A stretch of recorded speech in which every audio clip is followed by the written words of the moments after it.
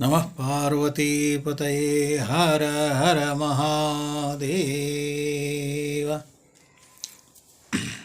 శ్రీ గురుభ్యో నమః.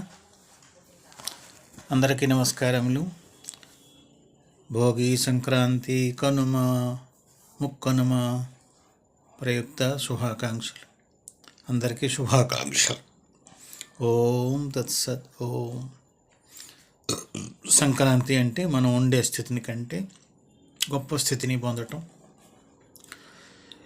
ఈ అన్నమయ శరీర ఈ కోశం నుంచి పంచకోశములు అంటారుగా, అన్నమయ, ప్రాణమయ, మనోమయ, విజ్ఞానమయ, ఆనందమయ అహమే శుద్ధ్యంతాం జ్యోతిరహం విరజా విపాప్మా భూయాసం అన్నట్టు ఈ పంచకోశ అతీతమైన స్థితిని మనం పొంది మానవ జన్మను సార్థకం చేసుకుందాముగాక.